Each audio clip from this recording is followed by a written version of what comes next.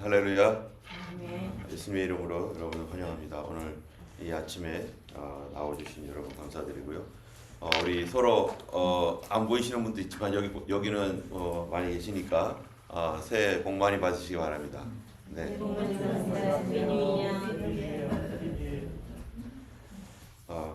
우리 동현이들 이렇게 온 가족이 나랑 감사합니다. 오늘부터는 이제 에스라서 우리가 지난번에 역대하 36장부터 6장까지 이제 어제가 역대하 36장이었는데요. 어제 가족별로 예배를 드리신 분들은 역대하 36장 가지고 아마 가정 예배를 송년 예배로 이렇게 말씀을 나눴을 것입니다. 이제 오늘부터는 이제 역대하 에스라 1장인데요. 이 바이블 타임 지금까지 우리가 한 6년 정도 이렇게 바이블 타임을 해 왔는데 그 바이블 타임을 2년에 한 번 전체 성경을 읽는 그런 그 프로그램입니다. 그래서 이 2년에 한 번씩 해 왔기 때문에 지금 6년 이제 7년째 들어가는데 벌써 세 번을 우리가 성경을 전체적으로 읽고 또 저도 성경을 세 번을 전체적으로 거의 설교를 했던 것 같아요. 이제 오늘은 이제 에스라로 이제 이렇게 가는데 또 이제 7년째 제가 알기로는 7년째일 거예요 아마. 그러면은 네 번째 성경을 교회가 전체적으로 이렇게 읽게 됩니다. 그리고 이제 지금 또 성경 통독하는 한 그룹이 아마 여러분들의 많은 분들이 거기 계실 텐데 거기는 이제 그동안에는 바이블 타임은 어떻게 갔냐면은 1년에 우리 성경이 우리 교회로 가면은 2년에 한 번 성경 읽기로 이렇게 가는데 또 1년에 한 번 성경 읽는 곳으로 이제 지금 성경 읽기 팀은 그렇게 갈 겁니다. 그래서 아마 창세기 1, 2, 3, 4 뭐 이렇게 이제 예전에는 아마 성경 읽기를 창세기 1장 읽고 뭐 마태복음 1장 어디 1장에서 한 3-4장을 이렇게 읽었었는데 여기저기 읽기 때문에 그래서 막 좀 헷갈리고 또 복잡하고 막 그랬었을 것입니다. 그 성경이 맥체인 성경이거든요. 맥체인 성경은 이제 성경을 시대별로 이렇게 읽어 나가고 있는 그런 거라서 여기 읽었다가 그다음에 저쪽도 읽었다가 막 이렇게 읽는데 이제는 이제 성경을 순서대로 성경에 있는 순서대로 아마 그렇게 해서 아마 오늘이 올해도 맥주. 올해도 맥체인이에요. 오늘 보내준 거는 뭐예요 그러면? 맥주. 1, 2, 3장 이렇게 가잖아요. 창세기. 그래요? 설교랑 맞추기 위해서. 그랬어요? 네. 제가 몰랐네요. 어쨌든 1년에 한 번 전체적으로 이 맥체인은 여전히 계속 가고요. 이거는 우리는 새벽기도는 2년에 한 번씩 이렇게 읽게 됩니다. 우리 어제의 말씀인 역대하 36장을 이제 기초로 해서 오늘은 이제 에스라 성경이 이제 이어지는데요. 역대하 36장 맨 끝에 보면은 이제 21절부터 23절까지와 에스라 1장 1절이 서로 이렇게 연결이 되어 있는 것입니다. 우리가 역대하는 어떻게 된 겁니까? 유다의 역사를 중심으로 해가지고 이제 맨 마지막 왕 시드기야까지 이렇게 왔어요. 시드기야 시대에 와서 이제 바벨론의 침략을 유다가 받았는데 그 바벨론의 침략을 받으면서 시드기야 왕이 이제 끝나고 유다의 역사도 끝났는데 그게 BC 586년입니다. BC 586년에 유다의 역사가 끝남으로 이스라엘과 유다가 모두가 다 멸망을 했습니다. 이스라엘은 BC 722년에 아시리아에 의해서 멸망받았고 유다는 BC 586년에 이제 바벨론에 의해서 멸망을 받습니다. 이 열왕기 상하에서 이스라엘과 유다가 함께 나오는데 거기에는 어떤 내용이 있냐면은 이스라엘이 왜 멸망을 받았는가에 대한 자세한 내용들이 이제 열왕기 상하의 선지자적인 관점에서 쭉 기술이 되어 있고 그 다음에 역대 상하 여기에서는 오늘 우리 어제 읽은 역대하에서는 특별 역대하 36장에서는 유다가 왜 멸망했는가 그리고 이스라엘도 왜 멸망했는가에 대한 전체적인 메시지가 들어가 있으면서 동시에 그러면은 이렇게 멸망하고 끝날 것인가 라고 하는 그러한 그 내용을 통해서 그렇지 않다. 하나님의 약속은 아직도 남아있다. 그리고 그 남아있는 약속을 믿고 신실하게 그 말씀을 순종하고 그 말씀을 따르려고 하는 사람들에게 하나님은 그 영광을 보여주신다 라고 하는 내용이 이제 에스라로 넘어가는 것입니다. 여러분 이스라엘이 유다가 멸망받았던 원인을 역대하에서는 뭐라고 밝히고 있습니까? 아마 여러분들이 어제 가정 모임을 한 분들은 거기에 나와 있는 것들을 알게 될 것입니다. 그들이 왜 멸망했는가? 그들이 왜 하나님의 도움을 받지 못했는가 하는 것은 바로 역대하 36장 15절 16절에 보면은 그들의 태도, 그들의 신앙의 태도에 대해서 말씀하고 있죠. 그쪽을 먼저 한번 읽어보면요. 역대하 36장 15절에 보니까 14절에서 16절까지 모든 제사장들의 우두머리들과 백성도 크게 범죄하여 이방 모든 가증한 일을 따라 여호와께서 예루살렘에 거룩하게 두신 그의 전을 더럽게 하였으며 첫 번째로 그들이 했던 일이 13절 위에서는 왕들이 타락했다. 14절에서는 하나님의 전을 더럽혔다. 하나님의 교회, 하나님의 성전을 그들 스스로가 더럽혔어요. 이방인이 와서 더럽힌 게 아니라 자기들이 하나님의 성전, 교회를 엉망으로 만들었다는 것입니다. 여러분, 이 오늘날에는 하나님의 교회가 우리 공동체잖아요. 옛날에는 건물이었고 성전이었는데 지금 하나님의 교회라고 하는 이 그리스도의 몸은 오늘날 교회는 우리 한 사람 한 사람이 모여있는 이 공동체인데 이 거룩한 공동체를 더럽힌 일이 있다는 거예요. 사람들이. 하나님의 교회를 더럽혔다는 거예요. 무엇을 통해서요? 세상 것들 다 끌어들여가지고 우상 같은 거 끌어들여가지고 하나님의 교회가 믹스가 되도록. 그래서 이 하나님의 교회는 하나님의 말씀으로 움직여지고 말씀으로 보호받아야 되지. 그럼에도 불구하고 세상 것 끌어들여가지고 교회를 세상과 믹스를 시켜버린. 구약 시대에는 어떻게 했습니까? 바알상, 아세라상 이러한 일월성신들을 성전으로 끌어들여가지고 성전에다 그거를 세웠어요. 예루살렘의 성전에. 그게 바로 그래서 거기서 우상 숭배하면서 그렇게 성전을 더럽혔던 것처럼 오늘날은 어떻습니까? 이 세상 방식들 예전에도 얘기했지만 경제학 또는 회계학 이런 이 세상의 방식들을 교회로 끌어들여 가지고 교회를 세상 방법으로 운영을 하려고 하고 그런 것뿐만 아니라 이제는 이 종교 혼합주의 그래서 플루럴리즘이라고 하죠. 플루럴리즘. 그러한 우리 예수님도 좋고 다른 세상에 있는 신들도 다 화해하면서 살아야 될 거 아니겠어 하면서 그런 여러 가지 다른 세상의 다른 신들의 그러한 그 다른 종교들을 교회 안으로 끌고 들어와 가지고 그거를 우리 다 같이 화해하자.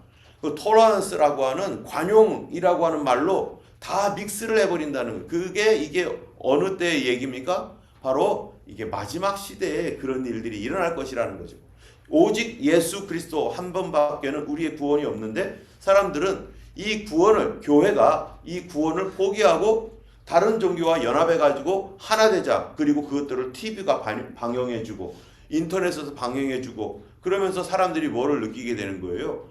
종교들이 이렇게 통합하고 하나 되니까 좋네. 서로 싸우지 않고 좋네. 이런 생각들을 자연스럽게 갖도록. 그런데 이 아주 겉포장은 멋지게 해가지고 이렇게 우리에게 사람들에게 어필을 하면서 다른 종교들과 연합하고 사이좋게 지는 거 좋잖아 라고 말하고 있지만 사실 이거는 뭐예요? 성경에서 우리가 성경을 통해 보면요 마지막 때에 이런 일이 반드시 일어날 거라는 거예요.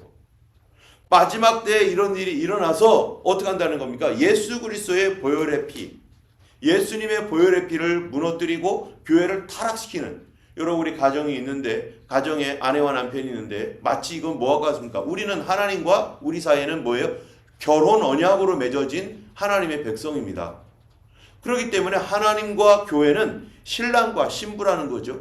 그런데 하나님과 교회가 신랑과 신부인데 이 교회가 여기에다가 다른 것들을 데리고 와요. 다른 신부들을 데리고 오겠다는 거 아니겠어요? 신랑들을 데리고 온다는 거 아니겠어요?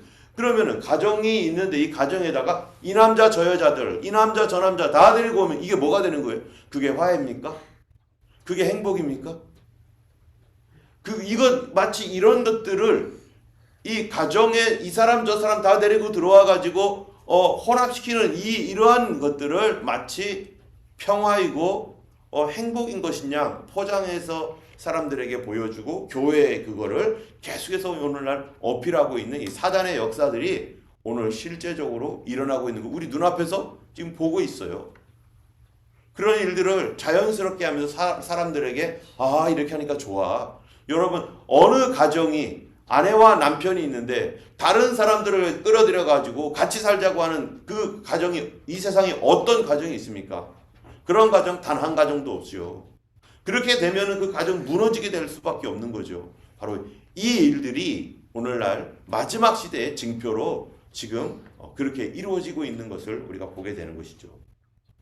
때문에 이때 우리가 정신을 차려야 되는 거예요.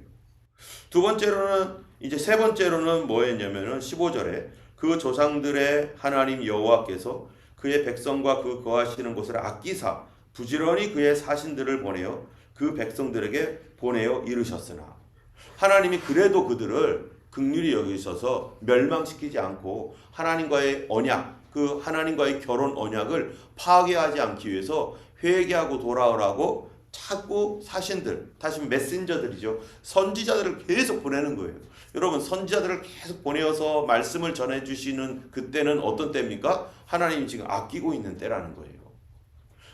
예배드리고 찬양할 수 있고 기도할 수 있고 우리의 부족함과 죄악에도 불구하고 그래도 예배할 수 있도록 하나님이 열어주시는 그 은혜는 우리를 지금 아끼고 있는 은혜입니다. 그런데 어느 때가 되면은요 이제는 마음이 다 떠나가서 예배드리지 않게 되고 예배드릴 수 없게 되고 여러 가지 이유 때문이겠죠. 너무 바빠서들지 아니면 내 믿음이 다 떨어져 가지고 평상시에 같으면 당연히 예배드리러 오고 당연히 하나님 앞에 나와야 되는 것을 우선순위에 뒀는데 어느 날부터 믿음이 떨어지니까 그게 점점점 멀어지게 되고 그리고 주님을 떠나게 되고 또 이러한 이 하나님의 말씀을 붙잡는 능력이 믿음의 힘이 더 약해지게 되고 그러면서 예배에 나오지 않게 되는 것. 그게 뭐예요? 그게 멸망의 징조로서 하나님의 말씀이 점점점 들려오고 더 가까이 오고 그 말씀을 들을 수 있는 그러한 여러 가지 그 모든 형편들을 하나님 주셨는데 이것들을 다 내려놓고 믿음이 떠나가게 되고 그러다 보면 건강도 약화되어서 어떨 때는요 하나님의 전에 나오고 싶지만 그렇지 않아도 마음이 떨어졌는데 몸 건강이 안 좋으니까 오늘은 교회 못 나가겠다 하고서 건강 핑계 대고서 교회를 쓱 빠져나가거나 이런 이유 저런 이유 때문에 그게 뭐라는 거예요? 내 영혼이 먼저 무너진 것이고 내 영혼이 무너지면 하나님의 성전이 무너지게 되는 것이고 나의 성전이 무너지면 하나님의 말씀을 보내었던 그러한 그 메신저들을 하나님 보내어서 계속 돌아오라고 했는데 말씀이 더 이상 안 들리는 거죠. 여러분 설교 말씀이 더 이상 안 들려요. 하나님의 말씀을 듣고 싶지 않아요. 그게 뭡니까? 이제 아끼는 기간이 끝나가고 있다는 거예요. 하나님이 아끼실 때는 계속해서 말씀을 보내십니다. 그런데 이 역대하에서 유다가 멸망했던 원인, 이스라엘이 멸망했던 원인을 계속 지금 얘기하고 있는 이스라엘 왕이 타락했다. 성전에 이신저신 다 갖다 둬가지고 성전을 더럽혔다. 세 번째로는 하나님께서 그래도 아껴서 예배할 수 있도록 자유를 주시고 건강을 주시고 또 이 모든 형편들을 하나님 열어주셔서 그들에게 이렇게 예배할 수 있도록 그래도 예배에 자유를 주셨다. 그런데 그들이 어떻게 했다? 돌아오지 않았다는 거예요. 그래서 16절에 보니까 그의 백성이 하나님의 사신들을 비웃고 선지자들을 보내었더니 그들의 외치는 말씀들을 다 비웃어버리고 그의 말씀을 멸시하며 하나님 말씀을 들을 때 하면서 그거는 성경 얘기고 세상은 그렇게 돌아가는 게 아니야 하면서 내가 하나님이 되어서 하나님 말씀을 내 발밑으로 놓고 하나님 말씀을 존중히 여기는 게 아니라 내 생각으로 다 판단하는 거예요. 이성으로. 여러분 하나님 말씀을 이성으로 다 판단해서 하나님 말씀을 존중히 여기지 않으면 하나님도 나를 존중히 여기지 않겠다는 거예요. 우리가 하나님을 존중히 여기는 것은 하나님의 말씀을 존중히 여기는 건데 그 존중함이 없으니까 어떻게 되는 거야? 하나님 말씀이 내게서 메말라지고 하나님 말씀의 능력과 그런 말씀의 어떤 소망들이 다 끊어져 버리는 거죠. 또 선지자들을 욕하여 여호와의 진노를 그 백성에게 미치게 하여 회복할 수 없게 하였으므로 회복할 수 없을 정도로 이제는 타락했다는 것입니다. 여러분 사과가 있는데 또는 이 무슨 과일들이 있는데요. 어느 정도 좀 문제가 있을 때는 도려내고 먹으면 돼요. 도려내고. 그런데 어느 선을 넘어버리면 도려낼 수도 없어요. 보통 과일이 있으면 어느 한 파트가 이제 썩으면요. 어느 정도 도려냅니까? 고기만 살짝 도려냅니까? 아니면 그거 이상으로 도려내야 됩니까? 그 이상으로 도려내야 되죠. 예전에 어떤 분을 만났는데 어떤 분이 발가락에 여러분들 예전에 들었겠지만은 농약이 들어가가지고 그 당시에 저희 아버지와 함께 저기 무슨 기도원에 갔었을 때 그분한테 직접 들은 얘기가 자기 농약이 들어가가지고 엄지 발가락이 이제 농약 때문에 막 이제 썩어가지고 괴사가 생기고 있을 때 그 위로 그 괴사 생긴 곳으로부터 좀 더 위로 한 이 정도는 아마 위였겠죠. 이제 이 정도 자르면은 괜찮겠지 하고서 잘라서 엄지 발가락이 사라졌는데 잘못 자른 거예요. 더 위로 잘랐어야 됐대요. 그래가지고 발목을 잘라야 될 상황이 되니까 아내가 자꾸 기도하러 가자고 기도원이라도 가자고 해가지고 억지로 끌려왔는데 그분이 거기서 이제 기도받고 나서 정말 놀랍게도 아프지 않다고 이제는 더 이상 아프지 않다고 거기까지 얘기만 듣고 우리가 왔는데 이 썩어버리면은 고기 조금만 도려내는 게 아니라 이만큼을 도려내야 되는 거예요. 그런데 이만큼 썩으면요 더 이상 먹을 수가 없는 더 이상 활용할 수가 없는 상태가 된다는 거예요. 이스라엘은 그 선을 넘어버렸다는 거예요. 그래서 그렇게 무너진 이스라엘. 그 원인이 뭐였습니까? 첫 번째 왕들의 타락, 두 번째 성전을 더럽힌 것, 세 번째 이 하나님의 말씀을 멸시하고 선지자들을 비웃고 욕했던 것. 이러한 태도, 이러한 식으로 신앙생활을 하는 거였었어요.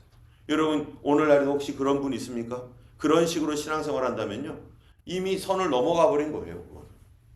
어떤 분들은 자꾸 자기네 교회 보면은 성도들을 자기 교회를 막 비난하는 사람이 있어요. 우리 교회는 뭐가 안 좋고 비록 그런 것이 사실이라고 하더라도 우리 뭐를 봐야 돼요? 하나님의 그 믿음의 눈으로 봐야 되는데 계속해서 어쩌고 저쩌고 하면서 그렇게 하는 그 태도를 가지고 있을 때 그는 거기서 신앙생활을 못하고 그분은 다른 데 가서도 똑같은 생활을 한다면은 그분은 이 하나님의 교회를 욕하고 하나님의 종을 욕하고 하나님 말씀을 멸시하는 본인만 최고가 된 거예요.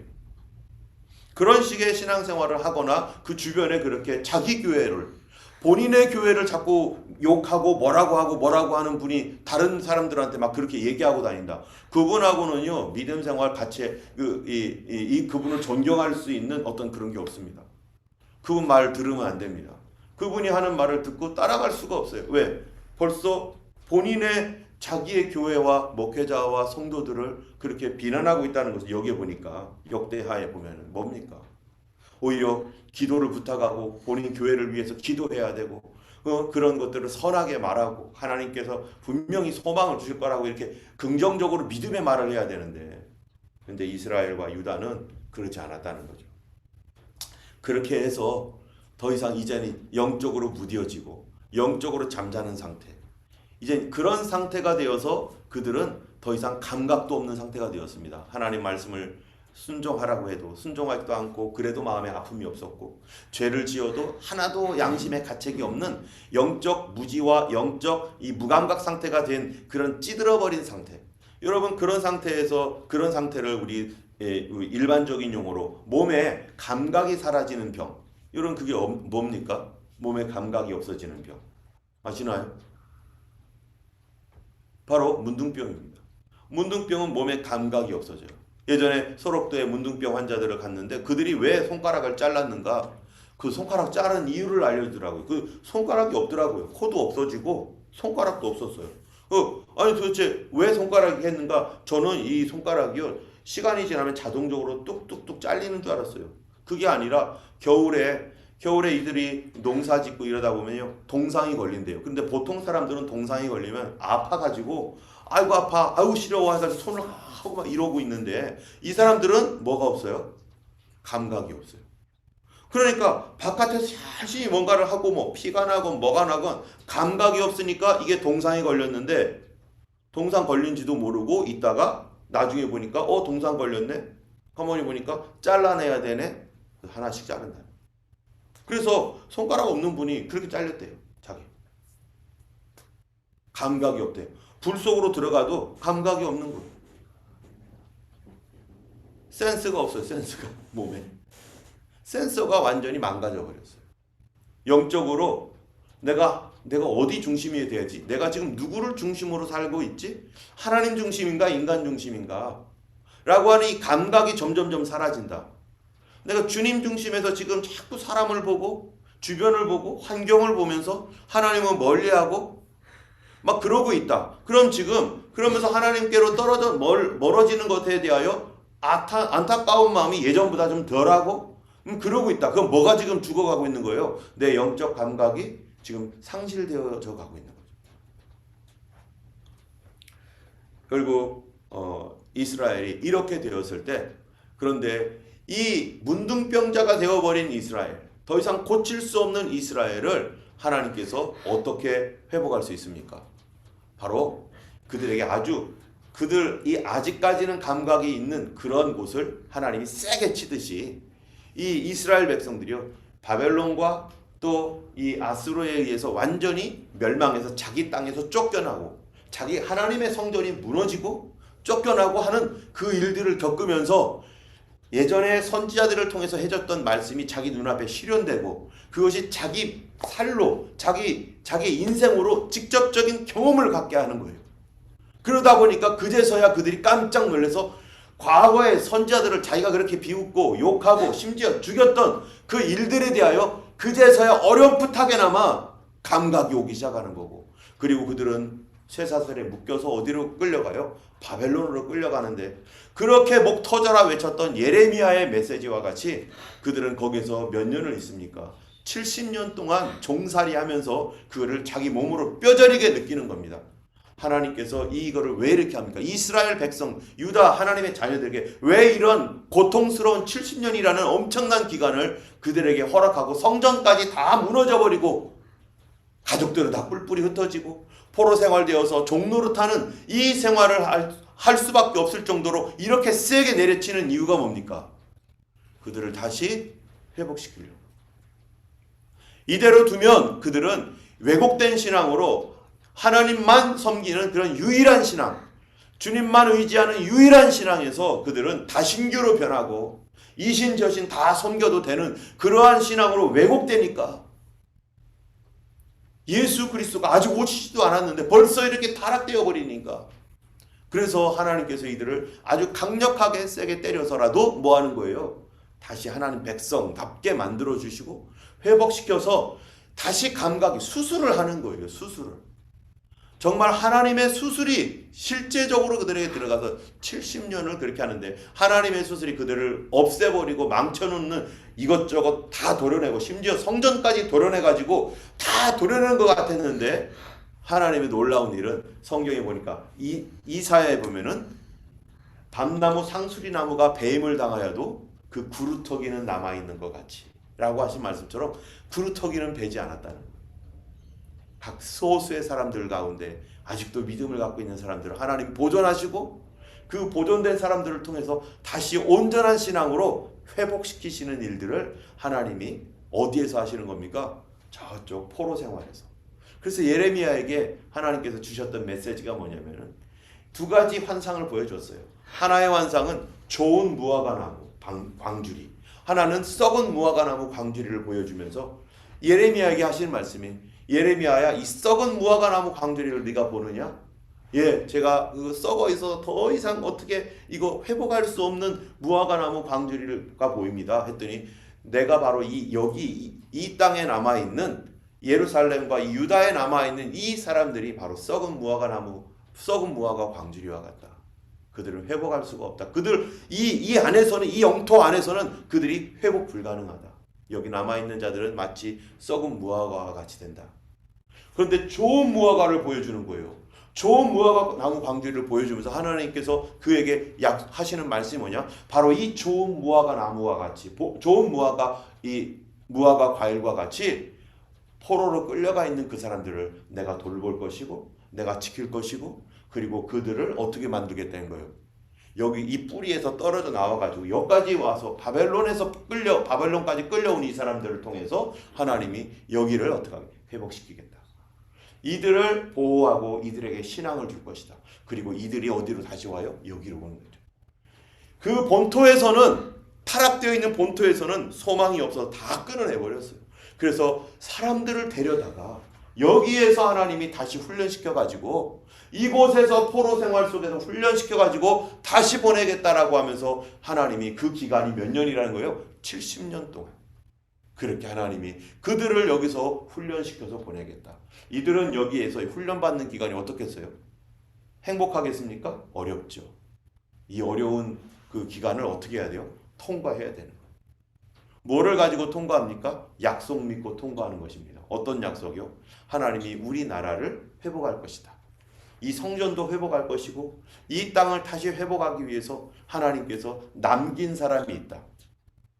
사람들, 주변 사람들을 바라보니까 그들은 모두가 타락되었는데 하나님이 남겨놓은 사람, 그 사람이 어떤 사람이에요? 하나님이 직접 훈련하시는 사람, 이제 주님만 바라보는 사람. 그 사람들이 누굽니까? 바로 에스라와 함께 돌아온 사람들, 스룹바벨과 함께 돌아온 사람들, 느헤미야와 함께 돌아온 사람들. 여러분, 여기에 앞으로 우리가 볼 성경이 에스라, 느헤미야, 에스더.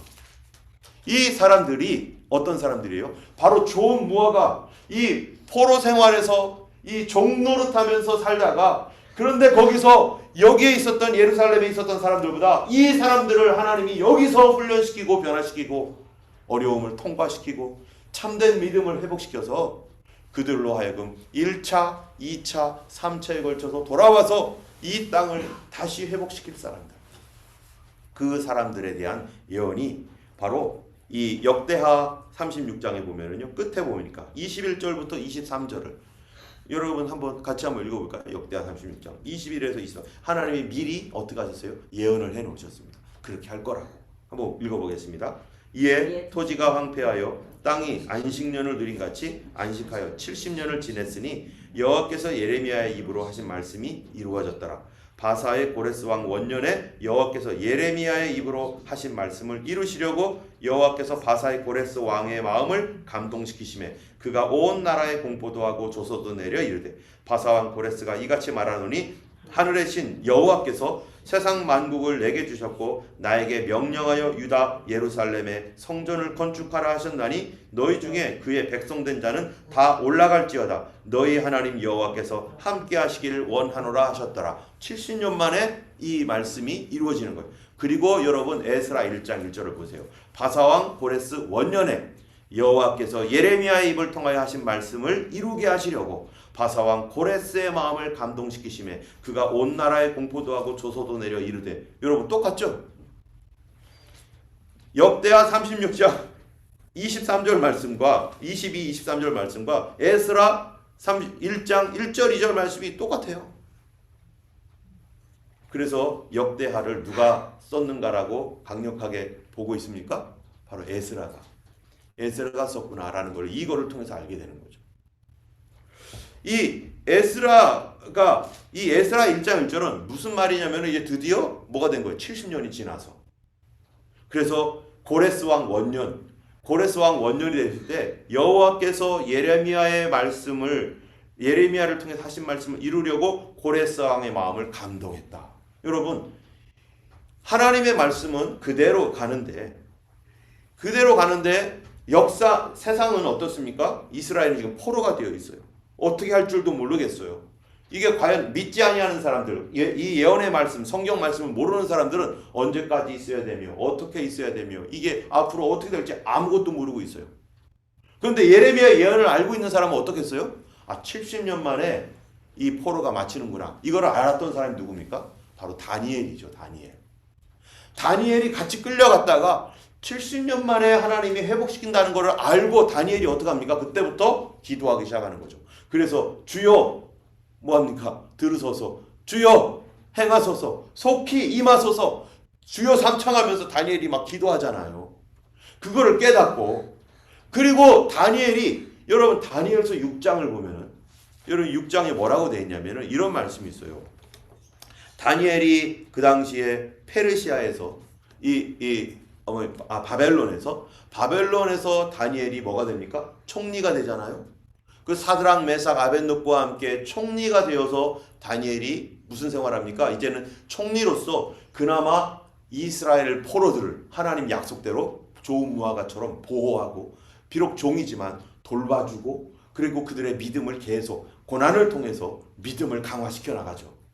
그런데 다니엘이 그렇게 총리로 있다가, 여러분 바벨론의 총리로 있다가 이제 다니엘이 내려놓고 또 한참을 지내는데, 그런데 이제 이 뭡니까? 페르시아라는 나라가 이 539년인가요? 그때 이제 저기 뭐예요? 다니엘이 총리로, 예전에 총리로 있어 바벨론을 멸망시킵니다. 멸망시키고 나서 이 다리오가, 여기 다리오가 아니라 이 고레스가 실제로 그 땅을 통치해요.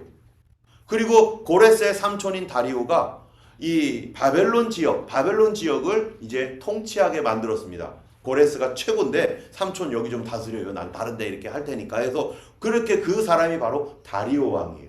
그런데 다리오 왕 때에 다니엘이 어떤 일을 했는가? 여러분 다니엘서 6장 28절을 제가 읽어볼 테니까 거기에 무슨 말씀이 있는지 한번 잘 들어보세요. 다니엘서입니다. 이 다니엘이 다리오 왕의 시대와 바사 사람 고레스 왕의 시대에 형통하였더라. 그게 무슨 말이죠? 다니엘이요, 바사 왕 시대에 형통했다. 그리고 이 고레스와 다리오 왕 시대에 형통했다. 그 얘기는 6장 1절에 보면 이런 말이 있어요. 다리오가, 이게 지금 바사 왕 고레스, 이 사람이 이제 새로운 시대가 되었죠. 다리오가 자기 뜻대로 고관 120명을 세워 전국을 통치하고 그들 위에 총리 셋을 두고 뭐 이런 얘기가 나오는데, 이 다리오 왕 때에 이 다니엘이 다시 말하면 페르시아와 그 다음에 바벨론과 페르시아 요 사이에 다니엘이 여전히 살아 있어서 그 나라가 멸망하고 그 다음에 페르시아가 딱 서는 거를 자기가 직접 보면서 그는 어디에 있었냐? 궁궐에 있었다는 거예요. 그런데 그때 다니엘이 누구를 만날까요? 다리오를, 여기에 이 새로운 왕인 이 다리오를 만납니다. 그리고 고레스도 만납니다. 여러분 다니엘이 고레스와 이 다리오를 알게 되고 만나면서 무슨 일을 할까요? 성경 말씀 알려주죠. 그들을 직접 만났으니까. 그리고 이사야서에 다니엘이 말씀한 대로, 이사야서에 기록된 대로 다니엘이 거기 무슨 얘기를 해줍니까? 바로 고레스라는 사람이 일어나서 앞으로 이스라엘을 돌아오게 할 것이고, 하나님이 그 고레스에게 기름을 부어서 그를 통해서 하나님의 말씀을 이룰 것이다 라고 하는 이사야 44장 28절 말씀, 이사야 45장 1절 4절 말씀, 이런 말씀을 그가 분명히 전해줄 수밖에 없습니다.